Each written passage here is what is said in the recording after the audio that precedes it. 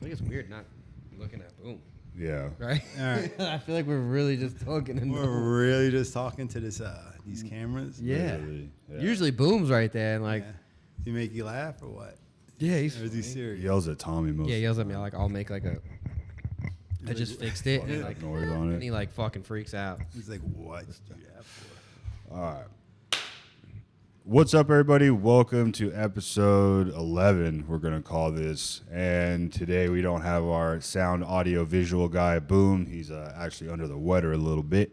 But we do have a special guest, an OG in the scene, Mr. Chillgil.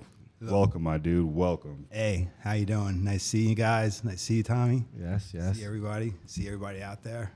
Thankful to have him here. This guy's been a pioneer in the game for decades, literally. Pretty much almost the dawn of time. maybe dawn of time. Yeah. At least from death of Jesus, probably. At least that. So, Gil, where are you originally from, man? I'm from New Jersey, central New Jersey. Okay. And I was there from 73 to hell. So just a few years ago, just moved out to California. So, Okay. So, how you liking Cali? well, where I'm at in California, in your county, it's real rural. I love it. You Yeah. know, it's some people are meant to be in the city, some people are meant to be away from everybody. Right. And I'm one of the latter. Just keep me away. I'm good. That's what's up. So, what really got you into the scene, especially back in the day, because it wasn't really hereditary to be on the internet and social media and stuff like that. That's an easy one. I was racing cars, street racing back in 1990. Had my 91. I was down 92. 1992 down. That was the year I was born. Flatlands Avenue, Fountain Avenue, out in Brooklyn, Yep. out with my Mustang. So it's not even an eighth mile. It's a little strip people go to. Just everybody hang out on Sunday. You go. You messed. It was It was fun. Fountain Avenue. Fountain Avenue, but you Avenue, could get off Flatlands, go down Fountain Yep, Avenue. yep. Hell. So you go do the run, and there's so many people just, they pull out of the way as you're coming down with your car, fast, things could happen, but, Right. that's with everything. Yeah.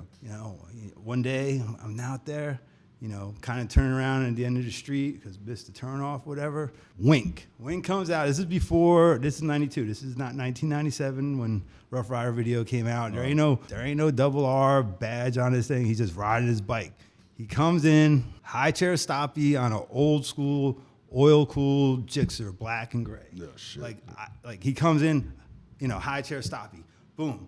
Does a little, just a little burnout left, right. But, it's amazing. I ain't never seen that before. Yeah, back then you're not seeing that. Unheard You're not of. seeing that. Yeah. So he's moving the bike, working that bike. Whoa, going around. And he goes, huh? High chair wheelie out of there. It's not miles. It ain't nothing. It's Right. just enough that you could see him go past the crowd, and that was it. I was like, damn. And it kind of burned in my brain. It wasn't like I'm getting a stunt bike tomorrow because Right. there were no stunt bikes. Yeah. It was just, it wasn't like I was deep in the street racing time. So, and what happened was that was just stuck in my head. So fast forward a few years later, I'm still trying to race, and it's just crazy money. Pro mod cars are coming out. People are just trying to race everything. It's just Right. like, I can't afford this, but maybe I could, do it on a bike where it's just more based on how your ability versus how much money you got to go put a car together. Jump into it, yeah. That happens. 97 ZX9. Turns out I start wheeling and doing, like, all of a sudden all those flashbacks of that initial experience started popping back in. I'm like, all right, cool. And then I was out in Newark, New Jersey, just ran into Ramel one day at this bike lesson. I think I got second place in a stoppy comp. It was like 26 feet. Hell yeah. And he had like 28 feet. Yeah. So, and then it was cool with him, and it just, that's I think, where- and then also, because you got a lot of people that are watching this, they probably don't even know who King Ramel is. Oh, no. No. Like- Ramel is a staple of the East Coast riding scene. For sure. Well, I don't want to. For us, I don't at want. least. I don't want to throw no dirt or shade at him. I think he sold himself short at some point where I don't know. He made a decision to just get away from the street bikes, and now he's just on dirt bikes. Gotcha. Which is cool. And you know what? You do what you enjoy. You respect. Right. You know, I respect that. But as far as being on a street bike, he really had a lot of talent. He could really go out there and do a lot of things. I feel like he also had like his own style. He had a style. It was funny. Back in the day, I used to practice with him 4 hours a night, 3 hours a night, at least 5 to 6 days a week, and he was talented. I'd be like, Ramel, why don't you try this? I see you're doing that. Just do this. He'd be like, oh, okay, and then he'd do it right there. Just right, get it, right, yeah. And he just, I think his shortcoming as far as his growth was just lack of imagination. His ability, his skill, up there, like you can't be beat. Right. His just imagination, kind of like cookie cutter riding, but skillful. Like I could never deny him that. So, like I said, Yeah. he definitely did his thing. He has a lot of, like I said, we're gonna be honest here. He has a lot of animosity towards a lot of people who never did anything to him. Right. It's like sometimes you catch those breaks, sometimes you don't. He never caught the break. I don't think he caught the break he ever deserved. But I feel like that's a lot of riders now. Even then, like I feel like we spoke about it a bunch of times where there's riders that should be in certain positions that they're not, but then they have those, more crowd pleaser riders. Yeah, you have, there's something there that not everybody gets. Not everybody's blessed with that. Whether you're speaking, just even you have the ability to go to a lot and smile, and people they gravitate towards you. Right. You could be the guy that's you could be the most humble, most generous person, and nobody wants to mess with you just because there's something that you give off, and it's not even a bad thing. Or they heard something from somebody one time from many moons ago that they thought something happened. You know what I mean? Some type of shit. That goes a long, long way. Because if I were to say, I ran into people who say, and I wouldn't say I would go to a lot. I practice. If I showed up there at 3 o'clock, I was on the bike at 3:05 until I was exhausted. Right. And then I got off the bike. I was tired. I didn't want to not talk to anybody, but I was exhausted. Right. Yeah, you just I didn't have drained. any Yeah, energy. you're I didn't have drained. energy to go walk around and be like, "Oh, how you doing? I like to talk to you about the Lord and Savior Jesus Christ." like try to sell you something. I'm not trying to sell you anything. I'm just there. I'm exhausted. They're actually there to progress. Yeah. And if there's something that you would have said, "Hey, what do you think about this?" That I'd get up. I help you out. Right. Look at my bike. Help you out. But if you didn't ask me, if you didn't come towards me, no disrespect to anybody, it just wasn't happening. I wasn't going out of my way to say what's up. Yeah, I could definitely vouch for that because so obviously most of the people they know that I started riding in the East Coast and I started riding and watching you. You know what I'm saying? And then coming to the Jersey lots and you definitely threw me tips and not nothing where it was you gave me a full lesson. You would say something and give me that one tip and it would click and I'd be like, oh shit, okay, absolutely, and that was fun for me, helping anybody out, and like I said, I was there when people were trying to figure out their style, figure out what worked, what didn't work. You went from 20-inch flat bars to 15-inch flat bars, or tire pressure, chain, all the things that people take for granted now. Somebody had to figure out. Right. I was there. Bunch of trial and error. Trial and error. Hell, for the longest time, I was trying to do circle wheelies with 18 psi in my tires. Somebody told me that was the move. I was like, all right, cool. Yeah. And you're running Dunlops, you're 220, 18 psi. You're like, oh, I'm doing circles too. Next day, that belt shifted because you overheated it and you were a fat ass on the bike. You're like, how come I can't do circles today? Oh, it's because you're running 18 pounds and you smoked that tire. Yeah. So, figuring all that stuff out.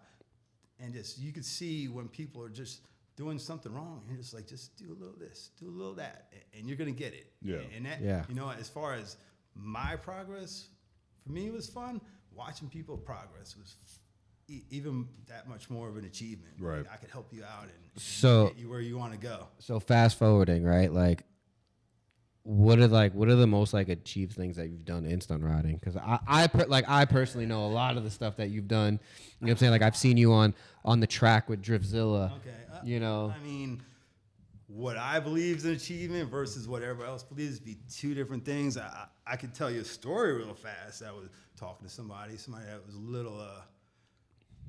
little self-absorbed with what they were doing. They had some media outlet they were working with. I even forget the guy's name for a second, but we were discussing something, whether it was bikes or and he told me, he's like, "What have you accomplished?" Like trying to shut me down in this conversation. I was like, Bitch. I don't know. Bitch. Honestly, I don't know what I've accomplished. Right. No, this was years ago. I was riding, at the time I was probably riding the Hustler F4i. It was black, sticker bomb. Whatever. Yeah. And, it rode real bad because it had a chopped exhaust, so it had no torque, big nasty flat spot, whatever. But I worked with it. But I was like, man, and I wasn't mad that day, but I was like, you know what?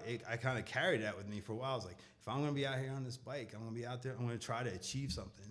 And it's actually contribute to the sport that I felt that saved me from a dark place. Not even a dark place. Like, I know people going through a lot of stuff. It wasn't that bad, but the person I am today is a result of stunt riding, like going out, absolutely. Perseverance, going out and riding. Right. Keep just I didn't get it today. I'm gonna keep trying. I didn't get it today. I'm gonna try. Oh, I did it good today. I could do it better tomorrow. Right. So all that kind of evolved into who I was. But back to the actual question, what I achieved, man, like I could say real fast, and it's not a brag. It's not like I did it or nobody else could do it. But I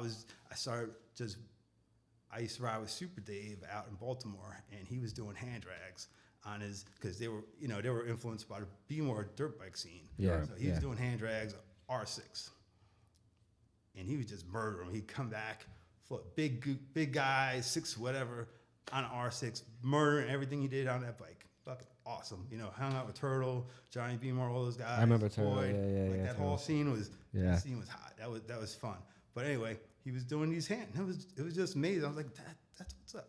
That's what's up. And like, I never went and got on the bike and said, I'm going to do that tomorrow.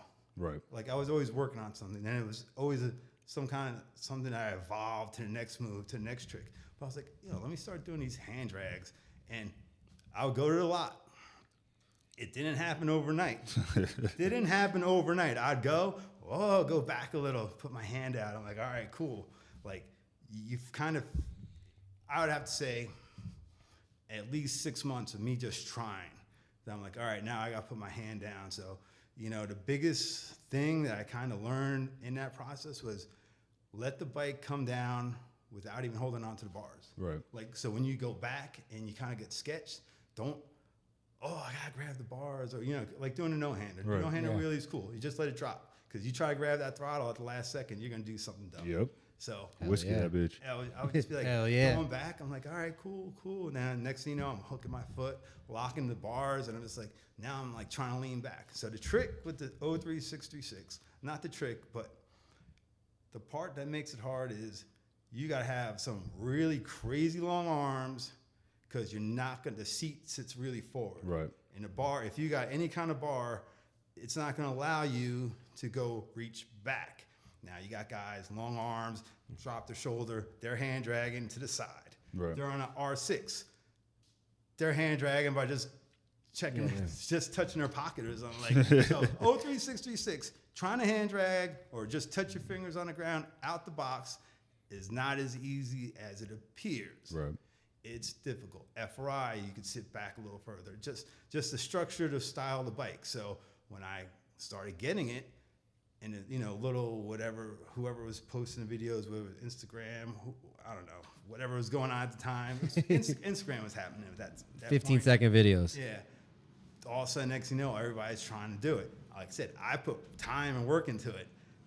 People are just tossing their bike left and right. I'm like, are you kidding me? I mean, it's hard, but you guys are going hard. You guys are going hard tossing your bikes. I've never tossed my bike doing a hand drag. Like I said, it was baby steps. That work every day, just trying. It wasn't all day. I would go out, ride my bike, and be like, all right, cool. I'm gonna do this. That's fun. This is like, it was always fun. Push myself was always fun. Never like, oh, I gotta get I got to go to work. I gotta Yeah, work. I gotta go do this, yeah. It was work, but it was fun, and it was always a sense of accomplishment. You know, until like I said, until I couldn't ride no more, that's when I stopped. Right. So for you, the accomplishment was getting a trick down rather than like all the other shit that you've done. Because like I said, like I've seen you on the track with Driftzilla.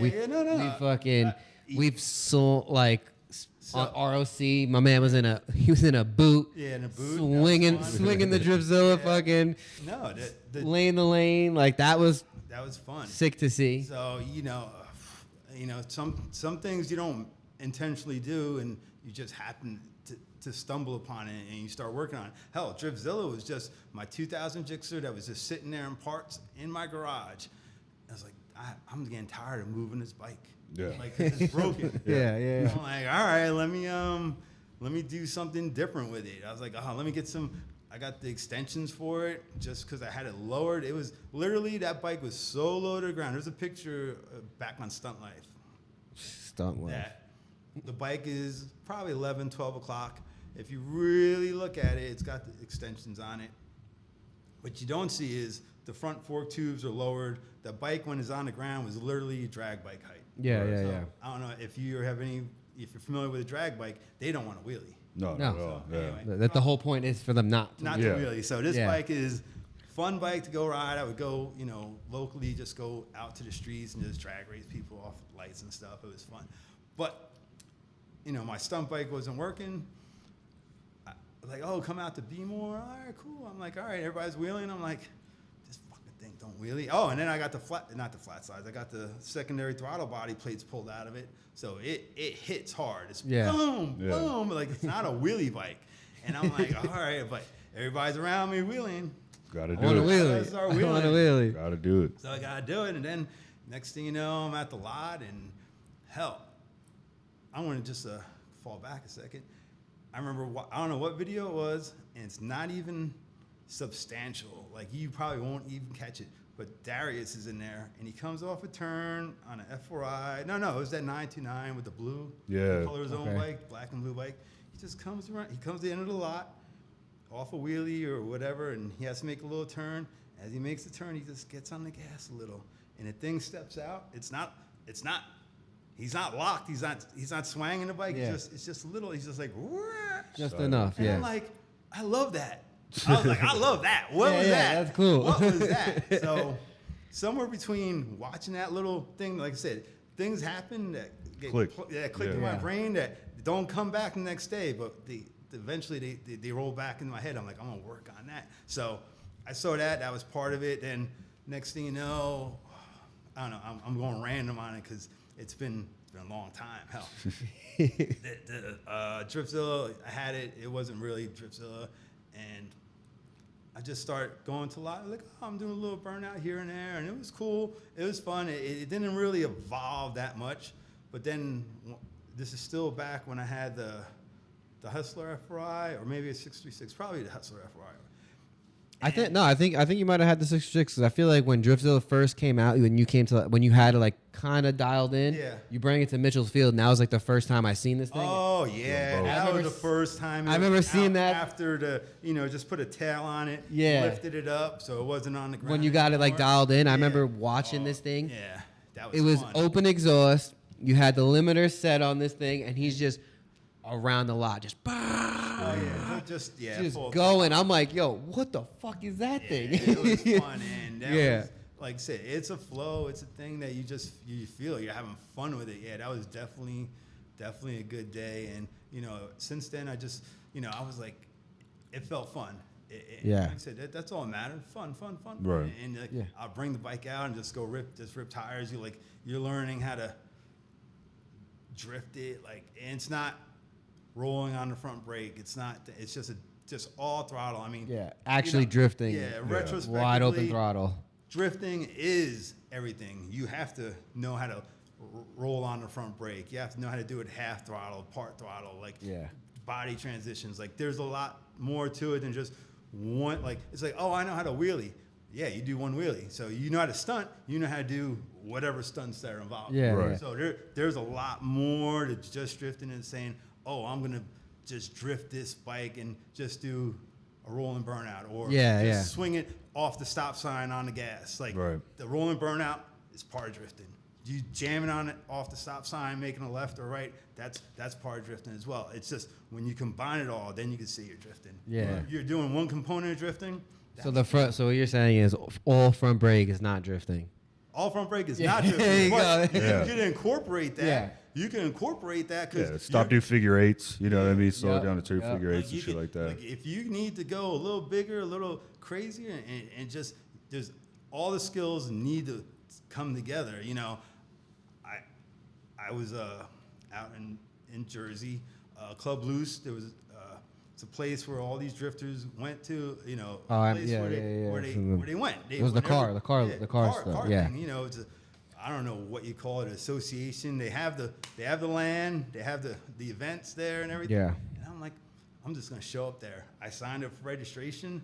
They're like, what is this? I was like, it's my motorcycle. They're like, You're gonna drift this thing? they're like, well, what do you know? It doesn't say you don't have motorcycles here. They're like, yeah, it doesn't say no. Yeah, you motorcycles. can't. Yeah, Yeah. exactly. It doesn't say no. Can't say no. Can't say no. And the guy looked at it. He's like, all right. He was wrong. You're on a drift course, not a parking lot, not a bunch of cones. Yeah. It's got ups, it's got elevation changes, different turns and stuff, and people are standing there, and it's fun.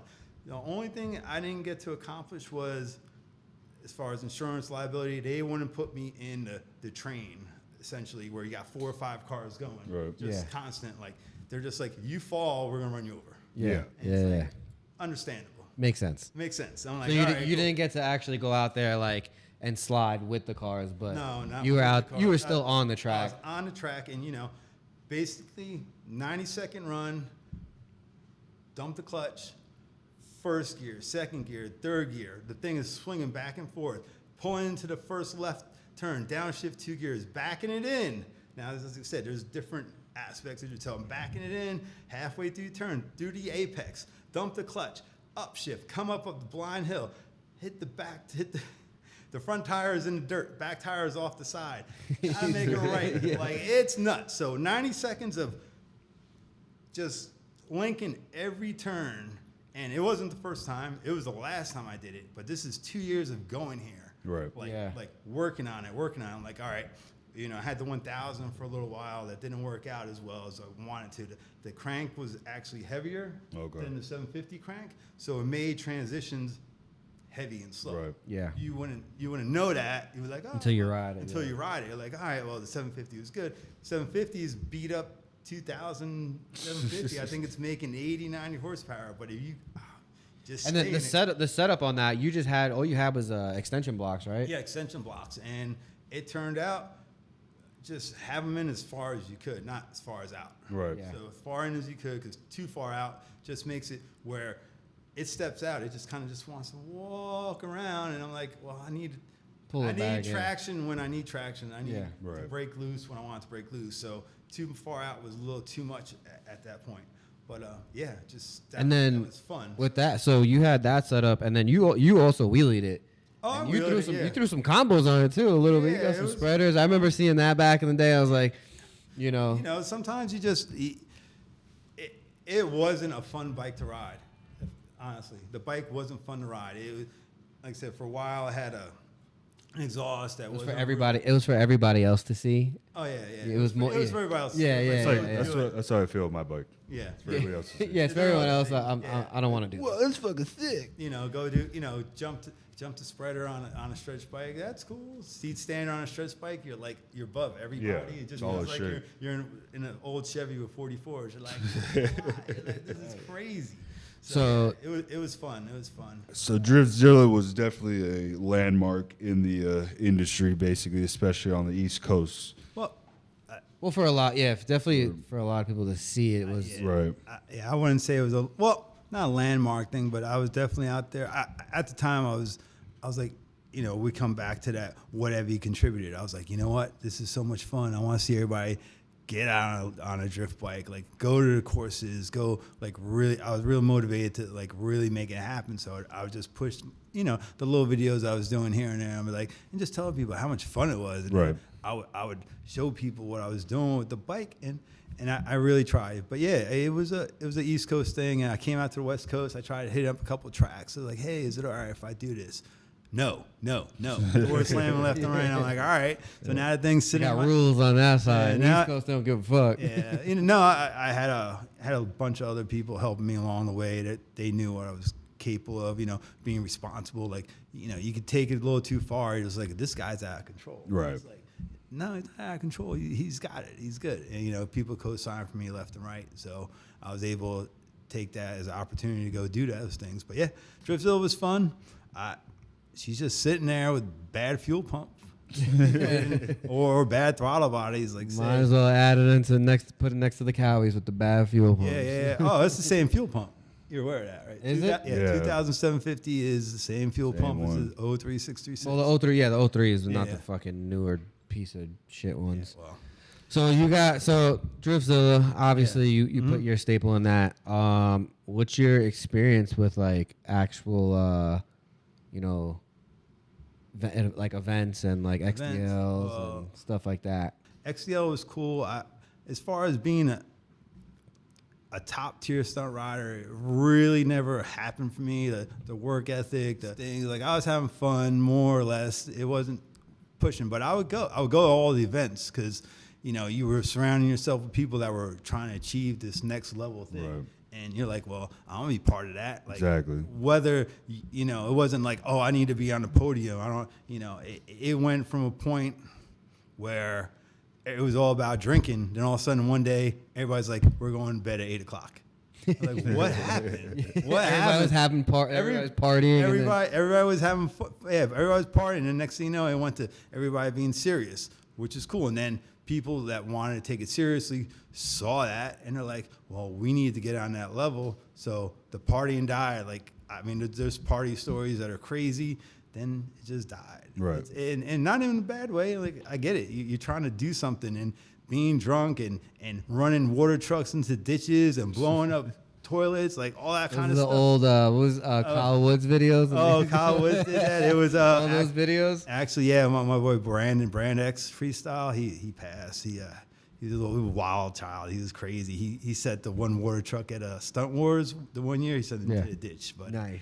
Yeah, and we were crazy. It was crazy. Yeah, I remember seeing those videos like as like a kid. Like, so on the East Coast, we had Wheelie Boy videos. We had the Rough Rider ones, and then you would get like the wild like white boy stuff. It was what we would call it. We're like, yo, you see like these dudes like just like doing reckless shit that we would never do. We're like, what the hell? No, it's crazy. And it was funny to see, like, you would see that stuff and you're like, because I ain't doing where that we're shit. from, you're not getting water trucks and stuff like that. You're just seeing like just regular bullshit. Then you see these guys just like going crazy, like setting fireworks off, and like it was like Stunt Rider. It was like Jackass versus like Stunt Riders, and kind of just mashed it together. And it was fun, and that was part of what I also the Dirty Jersey videos. I put those out because I was like, people need that. There wasn't the internet, there wasn't everything that was available. The only time you saw anybody is when you went to an event, you went to a comp. Yeah, you're like, oh, that guy rides like that. That guy rides like this. This is. I think that's what made stunt riding, made the trip, the adventure, way more worth it for the fans because they weren't going to see what they saw anywhere else. Right. Now, I don't know about right now, but when I stepped away from stunt riding for the most part, it was anything you see online is what you're going to see when you go to the show. Yeah. Yeah. And you're just like, what did I bother coming down here for? Or if anything, you'll see it more online than in person because they'll do all the editing. They'll get that one perfect trick, but then you go out to the competitions and stuff like that, and you're like, well, you weren't doing that. Yeah. The same like you're doing on Instagram. Absolutely. And that's where I think I don't know what's going on with stunt riding, but I don't know what's going on. What happened with me is just like it's just. Do you even pay attention to it? Because I know last time we were talking, you were saying I don't even know who's hot, who's not. All I know is I'll tell you where I feel like Benjamin Baldini, right? Right. Yeah, Baldini, yeah. That's like Teach. If Teach would have stayed Right. hitting hard. Yeah. That's where I like, The stuff technical. Bill Dixon was doing. does he ride? Yeah, he still does shows. Okay, Okay, I was gonna say I don't the level Bill Dixon was when I saw him last, that's hot stuff. Like you can't there. I'm like, that's riding, but I don't think anybody tries to achieve that. Like No. they're afraid. Like they don't have that. They don't want to aspire to be that good. Well, I feel like more people are more focused on getting their Instagram followers up rather than getting their skill up. It's getting their followers and the t-shirt sponsors, basically. Yeah, well, Yeah, they want- t-shirts, all right. Yeah, the t-shirts, or they want their their endorsements from GoPro and this one, so they can put it in their bio and stuff like that, rather than people actually getting out, like you said, and just The motivation and drive has changed drastically in the stunt world because of the influence that you could potentially have compared to how good you are on a bike. Because nowadays, if you have a fuzzy helmet, you could have 100,000 followers because some Karen yelled at you or some cute girl got on your bike. You know what I'm saying? Compared to stunt riders like Top Notch, he doesn't even have 100,000 followers. Yeah. But he's that guy that's going out doing unicycles, doing all these stuff that when when him and Benjamin Baldini are out here. Like, they would ride all the time, and I would show up to the lot and watch them both ride, and I was like, yeah, this is what I like to come to the lot and watch, you know, compared to coming out watching everybody doing street shit in the parking lot, going up and down the lot, and not progressing, not trying anything new, and that's where I think that the scene has changed from where you started, continuing on till when you step back and just take a look and see what it is now. It's more about Instagram. It's more about followers. It's more about what I can do for the scene instead of what it's more about what the scene can do for you, right? Compared to what I can do for the scene. There's a lot of guys out there that have the influence or the backing to help the stunt riding community, but they don't. They rather help. Well, why would they? I mean, that would take more away from them, you know, I because get it, but you're building the next Michael Jordan, basically, that could outshine you. You know what I'm saying? Nobody wants to be second place. I mean, me personally, I give two fucking shits less. You know what I'm saying? I guess, but I mean, there's a fine line, because it's like you could do what you have to do for yourself, right? But help the community, like, because that's essentially the community that you're in. Like, if it grows all around, it will help you also grow. No, you know what I'm correct. saying? If you constantly keep pushing yourself, you shouldn't have to worry. Because Michael Jordan wasn't worried about fucking anybody else. He was still that motherfucker. Doing his thing, yeah. You know. And you know what? That's great. I just want to take a second shout out. I don't know who these guys were. It was years ago. They always put out a video called First Time Fridays. I don't know. I don't even remember. I remember the name, but I don't remember who it was. These guys weren't pros. They weren't great. They're like, I saw something. I want to try it.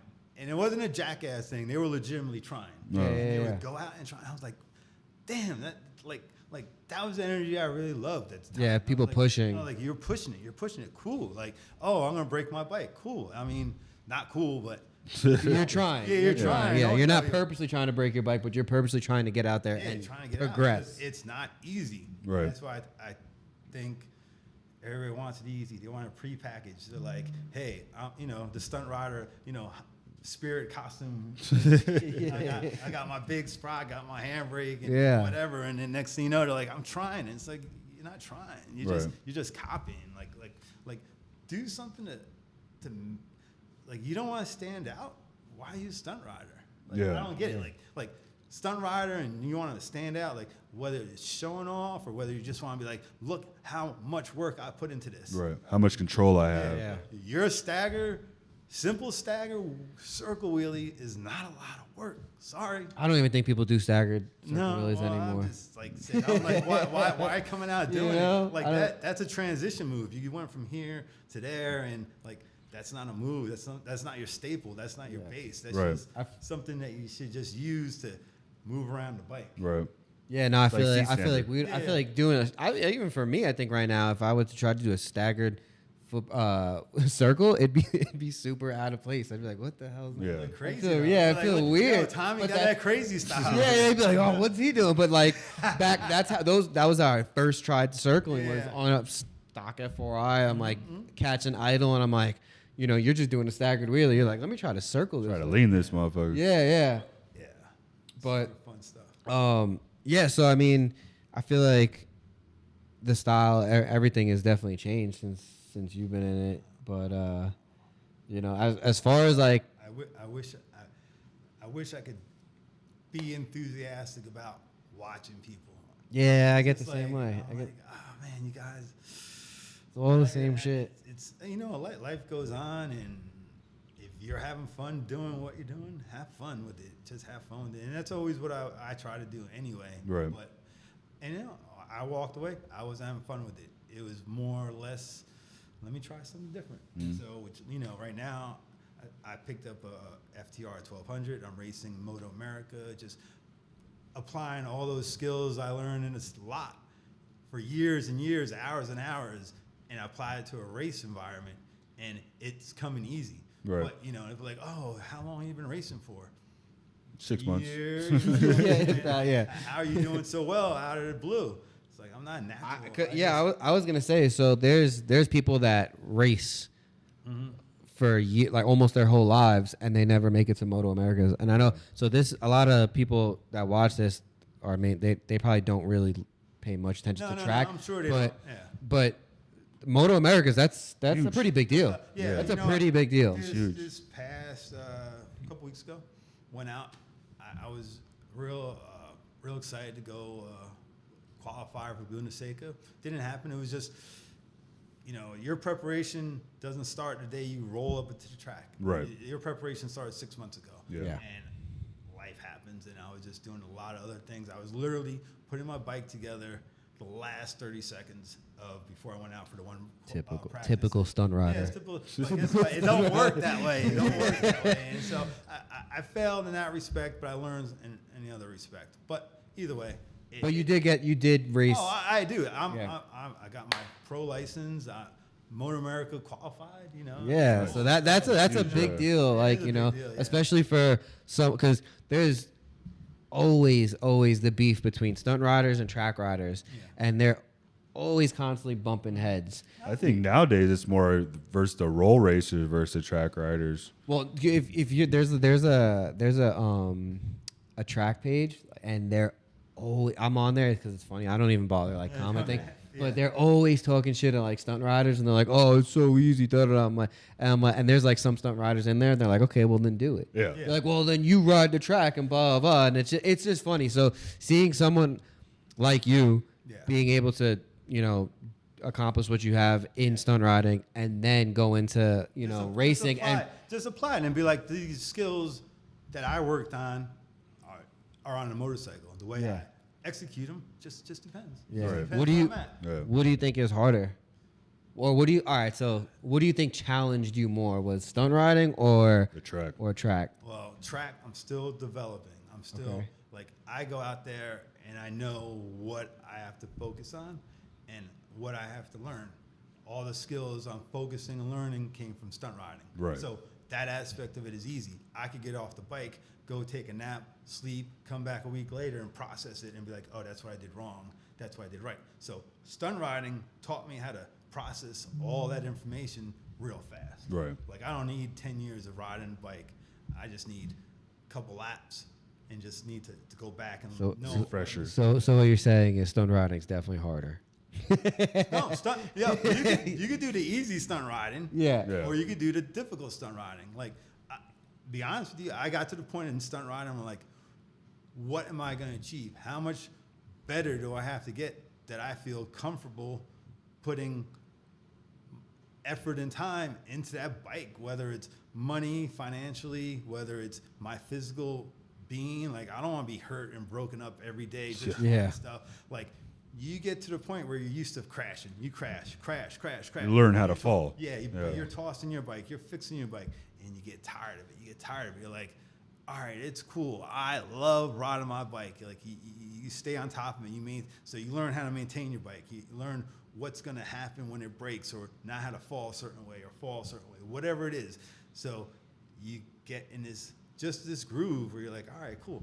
I got into that groove where I was comfortable with the bike, with my level of riding, and I was just comfortable, and I got so comfortable, I said, I can't do it no more. Right. I didn't want to push no more. Yeah. Like, where did I have to go? You know, shout out to everybody that rolls 500-foot stoppies. Like, Yeah. like, what did I get? I got 475. Okay, never broke that barrier. Yeah. I mean, now I feel like everybody's kind of slowly approaching towards that 500 is becoming a little. That's a landmark now. It's 500. Yeah, I mean, with I feel like everybody. I feel like a lot. what more Rodney and Jesse are doing, that's like a huge accomplishment for anybody that's in the scene because 500 is big. And they need to be out there just so people don't forget. Like, Right. You need to be out there. Like, Yeah. That's for sure. Like you said, I had a bike. I had an F4i and at 600 RR front end. I was at O-Lot in Beemore, and I know I was rolling those numbers that day, but no, I had the tape measure out. Right. No, it was what Yeah. it was. Then there was a comp the next day, and the bushing. I don't know if everybody's familiar with pulling their bikes apart. I know some people just run them until they Yeah. But you pull out the guides. Literally, the guides just fell apart. So the front end felt real good when there was no weight on it. Yeah, once you start. Once I started rolling on the front end, just massive chatter. Tossed me twice in that comp, and I was feeling it. Like that would have been my day where I'm like rolling tall. Well, you were at your best, but your bike In wasn't. that zone. Yeah. It was in that zone, and it was what it was. So, but rolling a low 400 on a 636, that was easy. Yeah. Rolling at 500, I missed it. But Do you think that at any point in time in the near future that you might bust out again and start really pushing it? On a stunt bike for just rolling a big time, I got my supermoto. I got 701. I'll roll probably 120, 150 feet every time I come home from work. Like when I go into the Just a stop quick sign, little, just But do you think that you'll like really put like maybe another stunt bike together and get back out there a little bit just to kind of just to do the lot. just to remind everybody a little bit? No. No. I'm not. No, I walked away with my head high and like it's done. Like I'm not gonna try to cash in on glory or something. No, I wouldn't say that, but I was Just as like if there was an OG ride in the next 5 years, do you think Yeah. you would dust off the 6.3 or 4i and just be like, let me go kick it with the boys and see if I still got it? Look,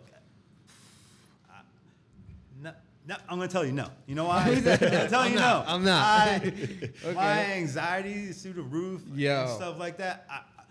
I don't even know. Like when I used to run streets, it was run from the cops, run from the cops. Like it was boom. Now it's the way the style. Everybody's like, we don't gotta run. We just gotta stand here and sit here and I don't know how it works.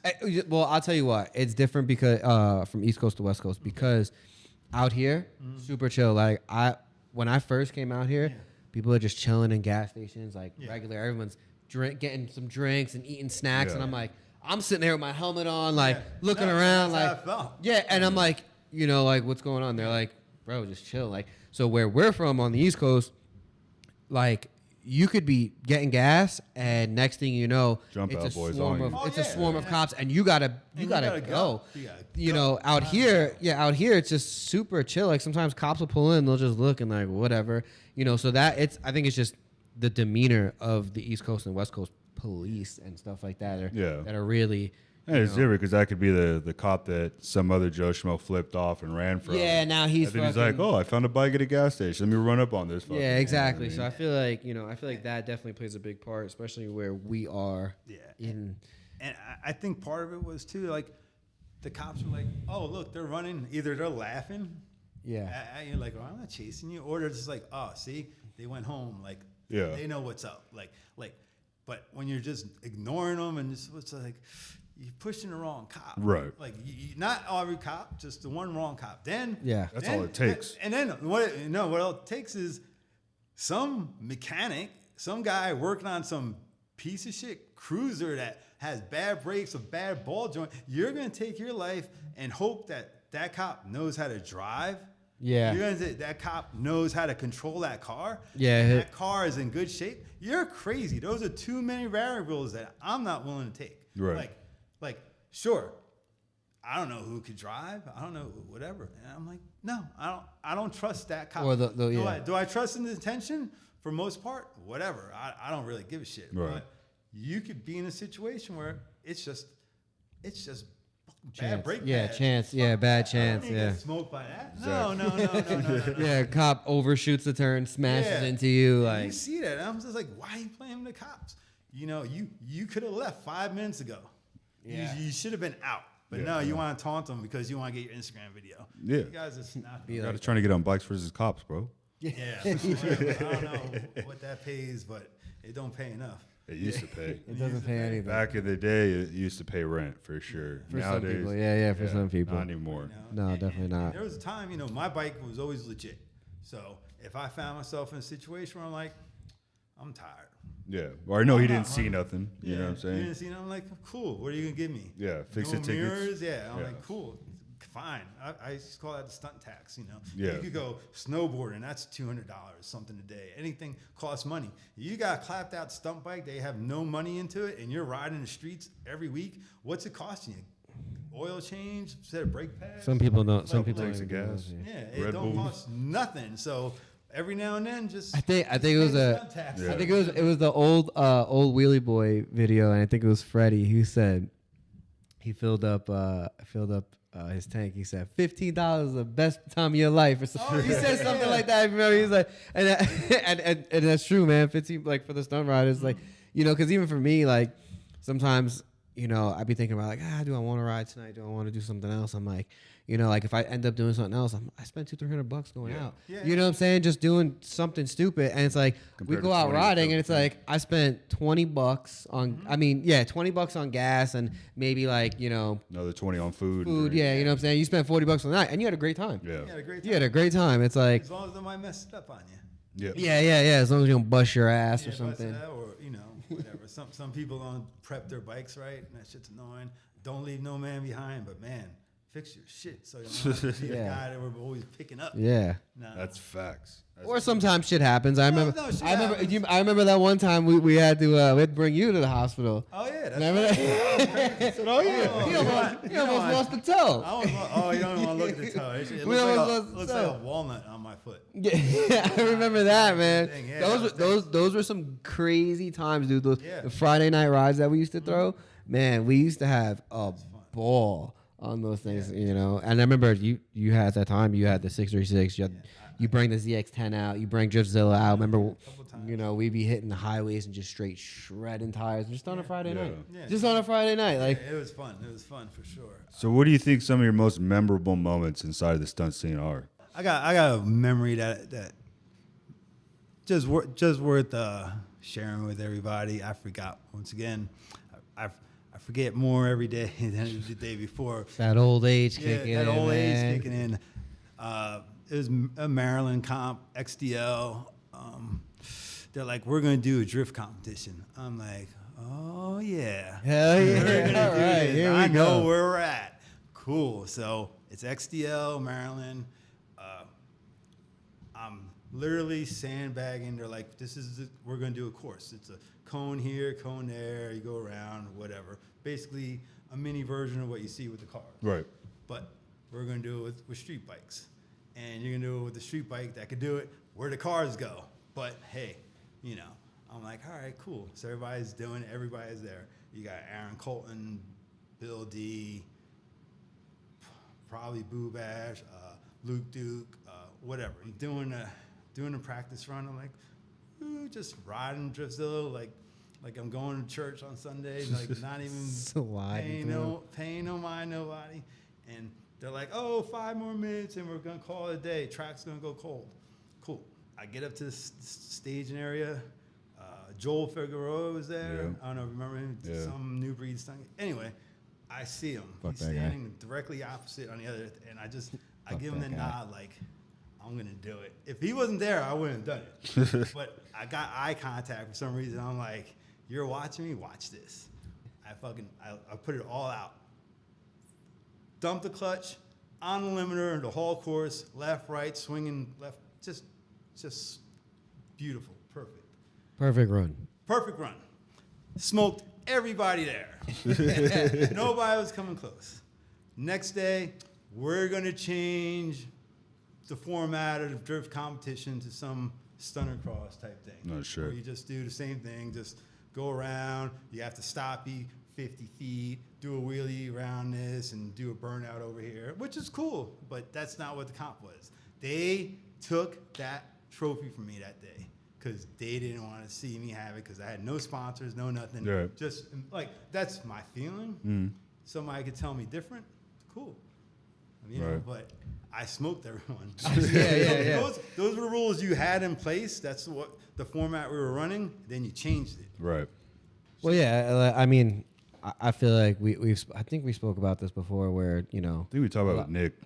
A lot of the competitions are just kind of, I don't want to say rigged, but they're favored toward the people that have the noticeability. The notoriety definitely helped a lot of people get even further. Get the podium because they were, and this is where I think their business model or whatever kind of failed.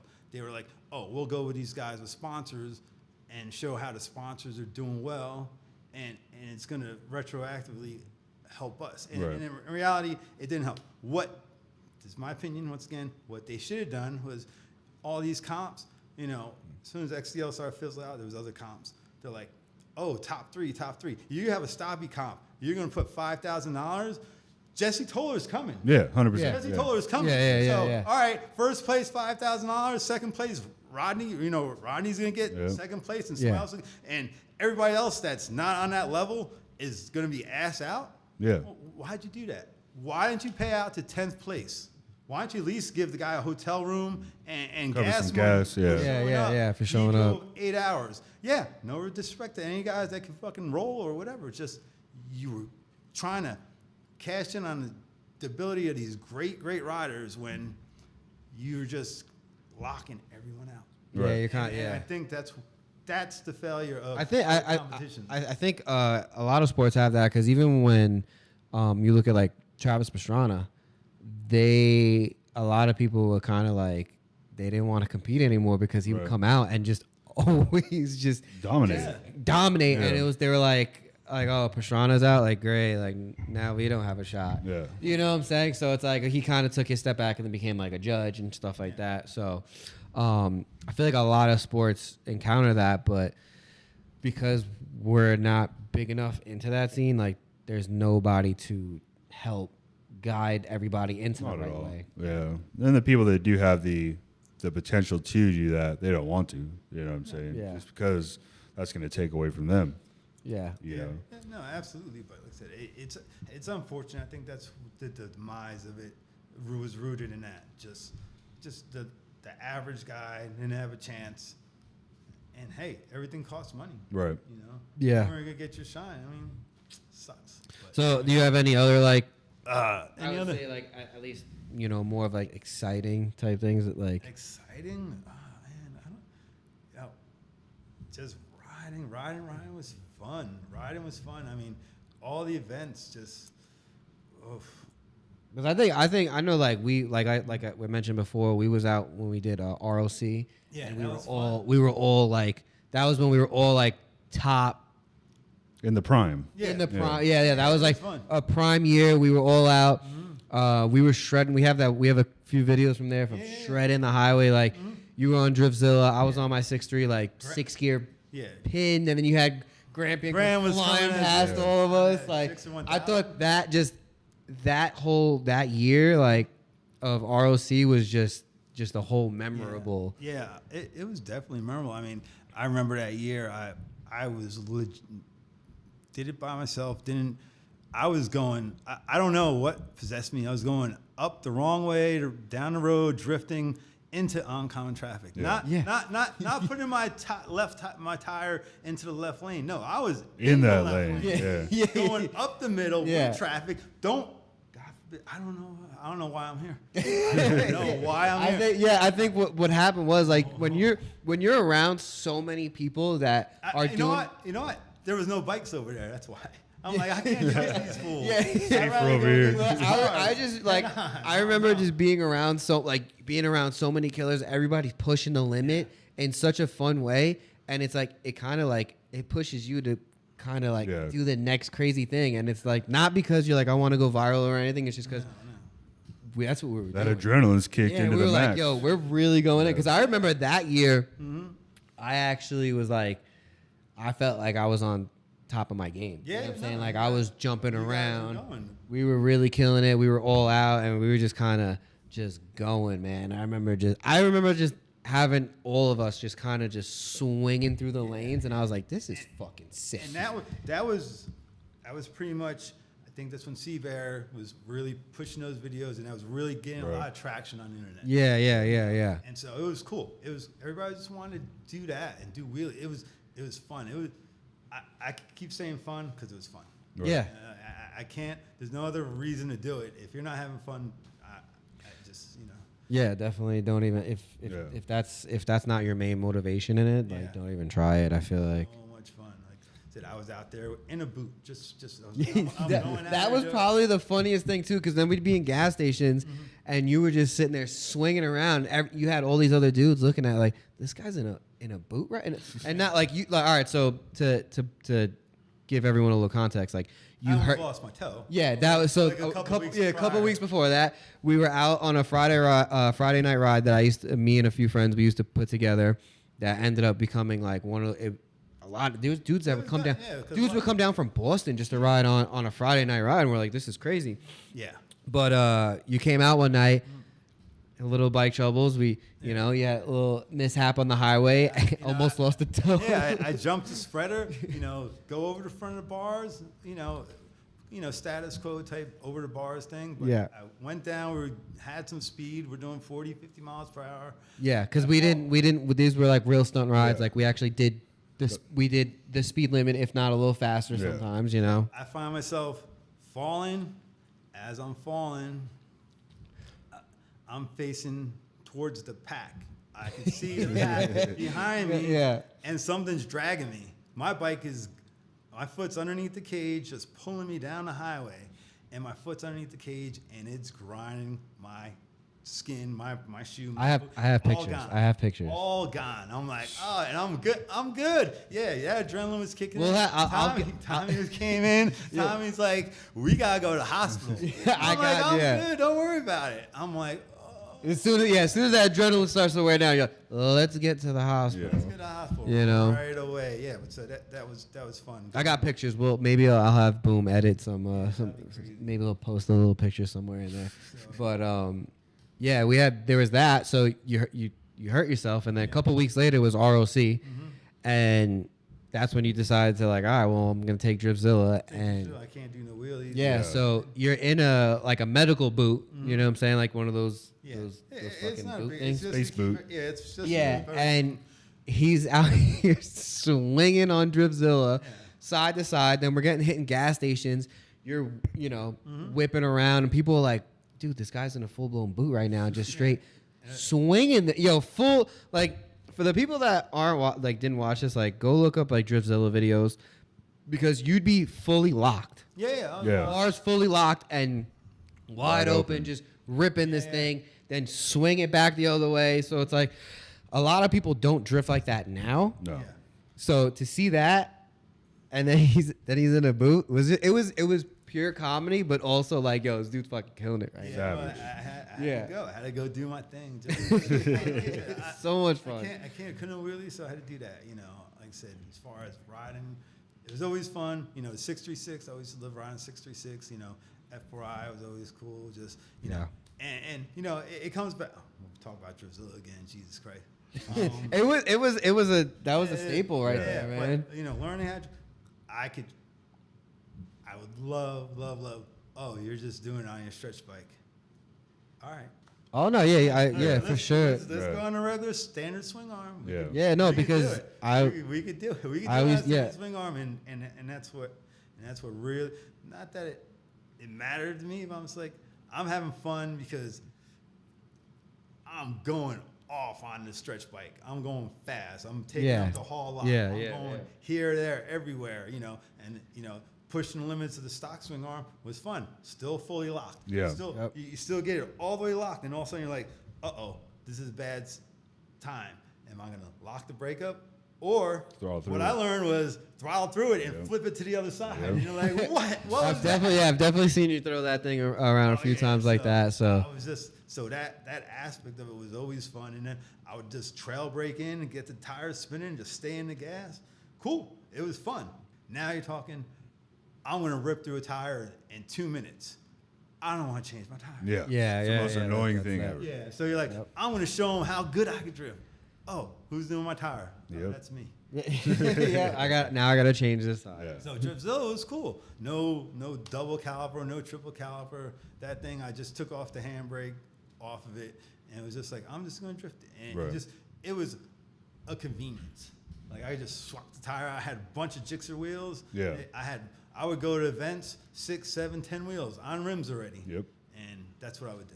That's pretty ideal. And so when you would see me on the Driftzilla, it's like cool. Like just get in the comments about not being able to do it on a stock swing arm. Like, dude, I can't. Yeah, I mean, you want to change my tires for me? Cool. Yeah, Yeah. like and I've seen you, figure eights. Like I've seen you do like Yeah. the more technical stuff, and almost perfect it where it's like they're real figure. I've seen you do real figure eights. Yeah. You know what I'm saying? Not like I know a lot of people think like circling to the left, clutch bump, then circling to the right is a you figure talking eight. about wheelies? Yeah. Yeah, I'm talking about actually, Yeah. like controlling the bike. Yeah, People, and that was something that for life. I mean, I can't remember who I saw. It was New York XDL. Forget the guy who did it. He was doing circles left to right, no clutch bumps, no nothing, just dropping the bike in.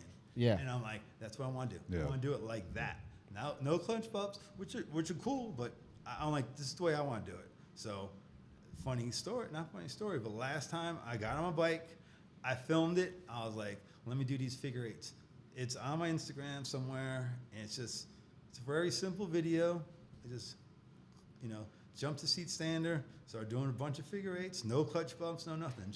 And I think that's the last time I rode in a lot just because. It was just like cool.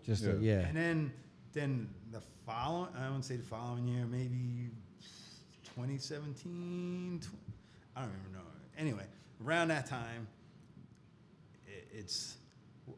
came down to Vegas, was supposed to meet up with Cap for one of the, I met up with Cap hanging out, but it was one of the West Coast Connection rides. Yeah, the Vegas ride. Yeah, Vegas rides, and had the white and red bike out because I had moved out here already, and just met some guys down some track down the road, somewhere around here in Vegas. Somewhere. And I just did just jumped the spreader, and I scraped the bar, and I got a picture of it, and it's just like last time I really got on the bike too. Yeah, Some yeah, guy yeah. in Vegas I met that was cool. I don't know. He was out there, and we were just going at it. He was doing his stuff. He was doing more technical, like stylish tricks, but he was throwing his bike, so he wasn't polished yet. Right. And I'm just like, I'm gonna jump the spreader. Is it hard? No. Is it gonna look clean? Does it look clean? Yeah. That's what I did. I think that's an older mentality for us too, because like I feel like a lot of these kids now are so obsessed with doing the trick rather than perfecting it and making that style look good. Yeah. Like you don't need a whole big bag of tricks. Oh, no, to be a good rider. Like Tommy knows that. Yeah, 100%. Like my three tricks are on point. Murder. You know what I'm saying? They are mint. But it looks good. But that's it. You just gotta look good while you're doing it. A lot of these dudes are so like they'll do like the spreader is cool, but they got their legs dangling. Angles. It's like don't even do it at that point. Yeah. Unless you're going no handbrake side, then you're. Yeah, what I'm saying. Yeah. You get a pass on certain things. That brings me to my next questions for you, right? So we threw around the word stunt rider a lot, right? What do you consider a stunt rider? Because for me, a lot of these dudes will say, I'm a stunt rider, or they'll have stunt performer in their bio, right? I think stunt performer is a good Medium. difference between a stunt rider. Because so for me, like a lot of these dudes only can do a wheelie, or a lot of these dudes can do like a wheelie and Straight line maybe a stoppie or something like that. If But a stop. I don't. If you're only doing wheelies and combos, like you might have combos on lock, right? You might have 50, 60 combos, But you can. I don't think you can call yourself a stunt rider if you're not doing other stunts. Yeah. You're just a wheelie guy. No. Personally, for me, you're a wheelie guy. I don't. That's me. That's how I want to see. You know what? I think more attitude of where you like where you picture yourself down the road can make you a stunt rider more than anything else. Like, so I'm a stunt rider. If I say I'm a stunt rider, I bought a 2000 Gixxer 750 when they were brand new, and I decided to go wheelie it, and every time I dropped a foot peg, I replaced the foot peg. Anytime I put a scratch on a plastic, I put a scratch on a plastic. I replaced it. Like, it was clean bikes. Like, so developing all those bikes over that time, but just working on getting better, and just so fast forward a little couple years later, now you're like going to shows. Like, it's wintertime, and you live in Jersey, you go to Boston 4 hours away to ride for 30 minutes with your boys because you're just like, you want to see them and you want to see people who are amped. Right. Like, riding with people that were amped to ride made it all worth it. Right. So if you're trying to make yourself better, trying to contribute, like, that makes you a stunt rider.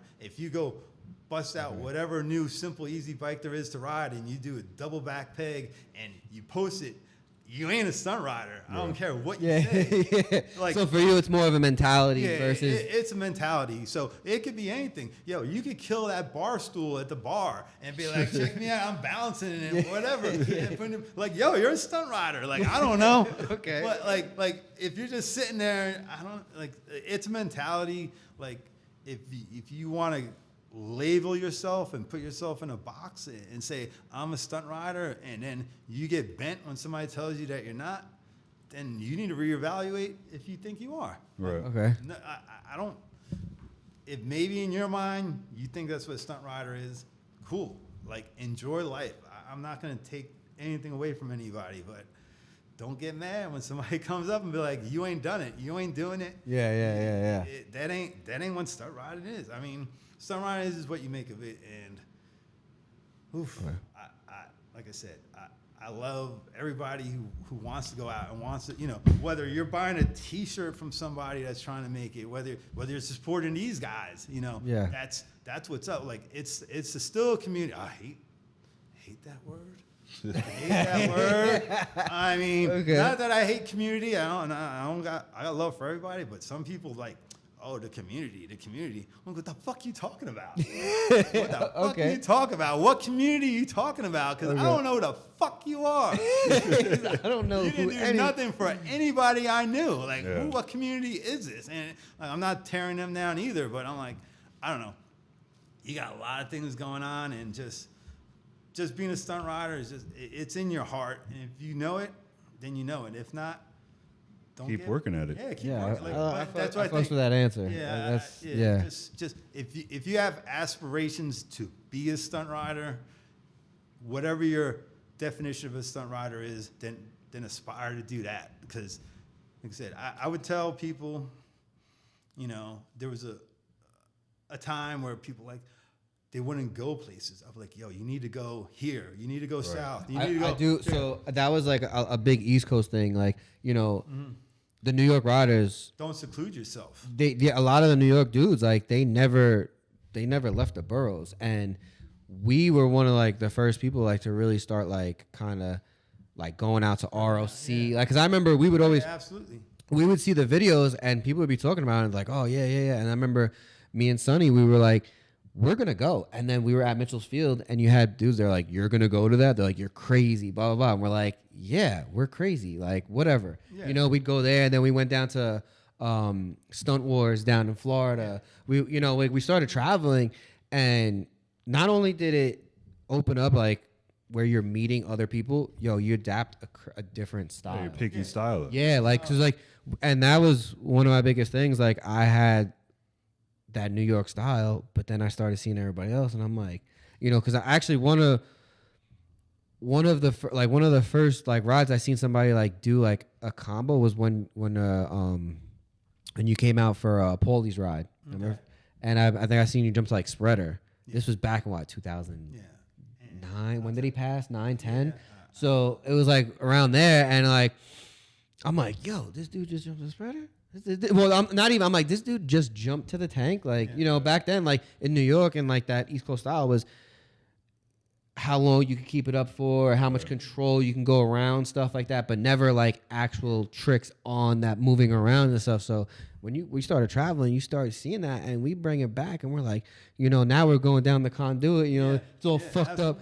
It's all fucked up, but we're jumping around, stepping the frog or some shit, and people are like, yo, what are you doing? Yeah, it was cool being able to just encourage other people to go other places, and then you're gonna learn. Like you could always take something from somebody, not take it like steal it, but just pick something up. Pick something up, and it made it awesome. Like I said, so I would ride in New York. It'd be fun because I'm from Jersey. I wouldn't say go out of my way, but it's a little bit of a trip. It's like got paid this crazy toll. Or you can beat the toll if you want, but whatever. But it was just always, like I said, I always come back saying it was fun, but I don't know. I think that's what it was all about, was really for fun. Like nobody was out here like, oh, well, like I want to be a stunt rider because, like Jason Britton does it. I want to make a bunch of money. Yeah, exactly. You know what? All right. So for instance, it got to the point where I was brokering shows, like trying to get shows and got to deal with the insurance, this and that. For a while, I was just getting calls on Thursday night. Hey, we need somebody to come do a show with us. For the Black Night or whatever, We'll throw you a couple $100, whatever the case. I'm like, cool, I'm down. Yeah. And I would just show up, pull the bike off the thing, do a couple burnouts, whatever, get a hot dog, get a T-shirt, go home, have fun, whatever. Not a big deal. And I'm like, all right, now I've done enough of these shows where I know enough people. They're like, once again, everybody co-signed for me. Like, oh, we need to get this guy to do this show. And I was like, there's just too much for me. It was just too much work doing the paperwork, I got to get the audio guy. I do this. I got to do that. I got to make sure these people showed up or, they're amped up. I got to do these things. Or I could just throw in 10 hours of overtime. Yep, you get the same amount. And get, if not more, and no pressure, no anxiety, no nothing. You know what? And then I could go ride for free. I mean, for me, for no money, for fun, just for to enjoy it. 2 hours and enjoy it. And that was that phase where I was just like, nah, I don't even want to do it no more. Like stunt riding, yes. Trying to get to this next level, holy grail of trying to make money stunt riding. Right. I was like, nah. It's all right. The pie's only so big, ain't everybody gonna give you a piece. Exactly. So, you could. I've been around long enough, saw it enough. That I was like, Jason Britton ain't gonna give you anything. Right. Yeah, that's for sure. I mean, no, I'm not saying nothing about Jason Britton or anybody else involved. It's just like you're taking money out of his family's pocket. Yep. And that ain't gonna happen. Yeah. And then, like I said, it's a losing proposition trying to pretend that you're gonna make money off it. Mm-hmm. You're gonna have fun. You can make a couple bucks doing a couple shows, but it's not nothing that you're going to be able to retire off of, feed a family off of, maybe pay rent for a month, but it's not a yearly contract that you're going to have with anybody that you could just quit your day job. There's very far in between, especially with like someone like Seabear and the Concrete Cowboys, they've been able to flip their whole thing to be able to get, big name sponsors and be able to travel and do shows with their tour bus and shit. And it's very rare because you're not going to see, if any, sport bikes being able to go out and do that. Because right now the Harley scene is basically taking over the whole quote unquote stunt scene. And it goes where I'm racing at too. But Harleys can't take that beating out the box. No, not at all. So you got guys who got to do cranks, motor work, suspension work, whatever. So you have a vested interest in being like, hey, Legend Suspension, whoever it is doing whatever it is to make these bikes work. Because now they're like, well, these guys, because they know you're not going to run your stock Harley. It ain't going to happen. So that's why there's money there. That's why, and good for them. I'm happy for them. I mean, you want to ride a Harley? That's cool. I got a road glider home with a $10,000 fucking motor on it. What is it?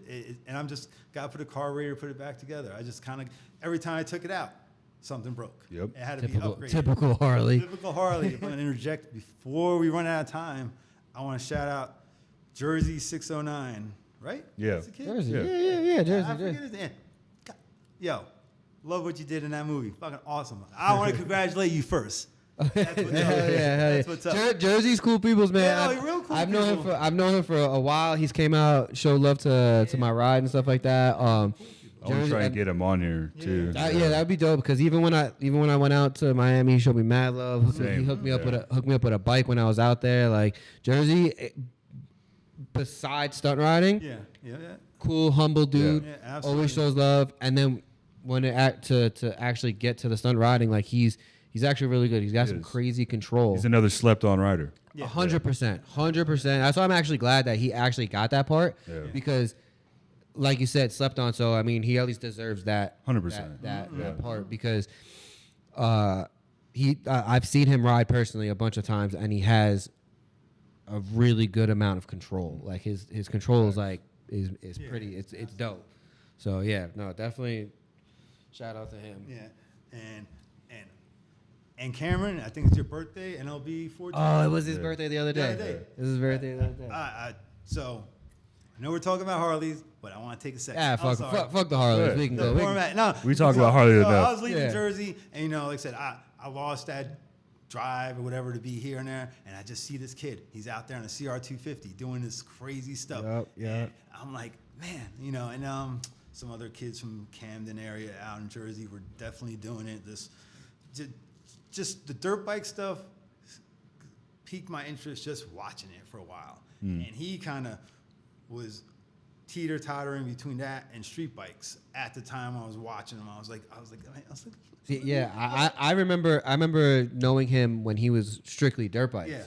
And then he got his first 636. Oh yeah, which was one of my old 636. Was it with the 905 setup on there? It was a bunch of spare trash parts that I sold to somebody for like spare trash money that they upsell to him. I'm sorry about that bike. That bike was crap. Hey man, yeah, that was definitely a stepping stone for him for sure. Because but I said I saw him. I was like, what?